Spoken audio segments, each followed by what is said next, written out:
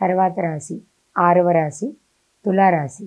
ఈ రాశి వారికి 2025 సంవత్సరం జనవరి 1వ తారీఖు నుంచి 31వ తారీఖు వరకు ఎలా ఉందో ఇప్పుడు తెలుసుకుందాం.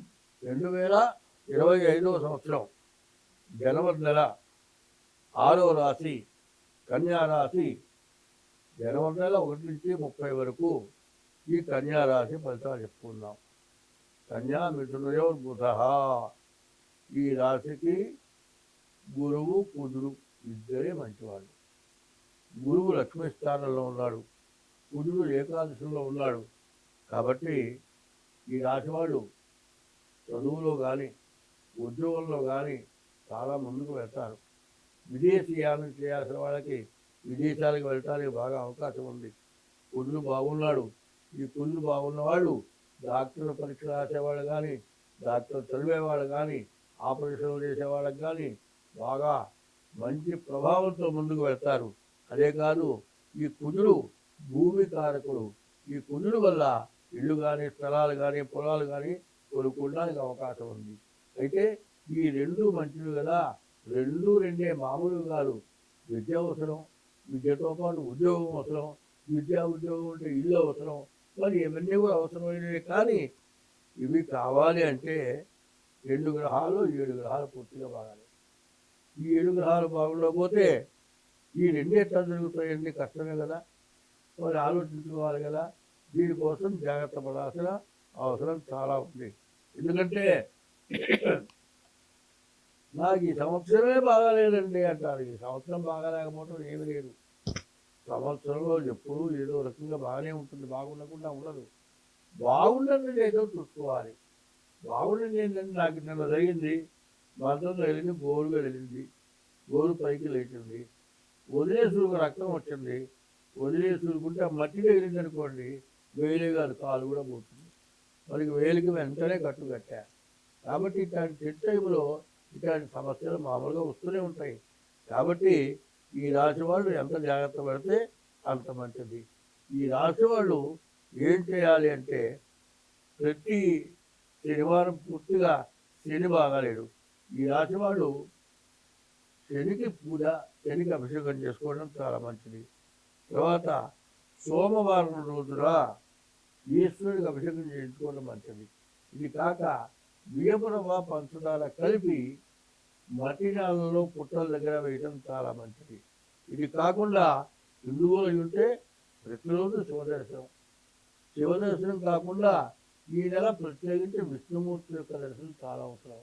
అయితే కొంతమంది ఏమంటున్నారు, పంగనామాలు పెట్టుకునే వాళ్ళేమో శివుడి దగ్గరికి పోవంటారు, అడ్డం విభూతులు పెట్టుకునే వాళ్ళేమో విష్ణుమూర్తి దగ్గరికి పోవంటారు. ఈ గుళ్ళోకి వాళ్ళు కూడా ఆ గుళ్ళోకి వీళ్ళు రామంటారు. ఇది చాలా తప్పు. ఒకవేళ పద్యం రాశాడు, ఇటు పెట్టినా ఇటు పెట్టగా ముక్తి లేదు, ఇంటి సుమతి అన్నారు. ఏమిటంటే పంగనా ఇట్లా పెట్టడం, విభూతి ఇట్లా పెట్టడం, ఇట్లా పెట్టకపోతే ఏమి లేదు. ఇట్లా ఎవరికైనా దానం చేయాలి అనేదే ముఖ్యం. ఏ మతమైనా, హిందూ మతం కావచ్చు, వైష్ణవ మతం కావచ్చు, క్రిస్టియన్ మతం కావచ్చు, ముస్లిం మతం కావచ్చు, ఏ మతస్థులైనా సరే తన గుళ్ళోకి పోయి బయటకు వచ్చేప్పుడు ఎవరైనా టీలు ఆపేవాడికి ధర్మం చేస్తున్నారు. మరి ఎవరింటో ఏ శుభకార్యమైనా, ఏ మంచి జరిగినా 10 మందికి అన్నం పెడుతున్నారు. మరి ఈ మతాలని కూడా ఒకటి కాకపోతే విడివిడిగా ఉంటే వెళ్ళి ఎందుకు చేస్తున్నారు? అందరూ వాళ్ళు చేసే పని వాళ్ళు ఎందుకు చేస్తున్నారు? మరి ముస్లిం మతం వాళ్ళు ఉన్నారు, మనం పైనుంచి నీళ్ళ కోసం అయితే కింద నుంచి పైకి దొరుకుతున్నారు. అదొకటేనా? మరి మిగతా కూడా విడిగా చేస్తారా? కాదు. ఇది వ్యక్తి కోసం చేసుకునే పనులు కాదు. అందరూ ఒకటే. సర్వ జన సామరస్యమే హిందూ మతం. హిందూ దేశంలో అన్ని మతాల వాళ్ళు, అన్ని కులాల వాళ్ళు, అన్ని జాతుల వాళ్ళు అందరూ ఉన్నారు. అక్కడికి పులులు కూడా ఊళ్ళో తిరిగిన రోజులు ఉన్నాయి. మరి అటువంటి వాళ్ళు దైవబలం సన్నగిల్లిపోతుంది. దైవబలం కావాలంటే దేవతా పూజలు ఎక్కువగా చేయాలి. ఈ దేవతా పూజలు లేకపోవటానే మనం భ్రష్టు పట్టిపోతున్నాము. కాబట్టి ఈ రాశి వాళ్ళు గురువు కుజులు తప్పితే మిగతా గ్రహాలు బాగా లేవు. కాబట్టి మీరు ఏం చేయాలి? ముందు మీ డేట్ ఆఫ్ బర్త్ ద్వారా మీ జాతకాన్ని చూపించుకోవటం కాదండి.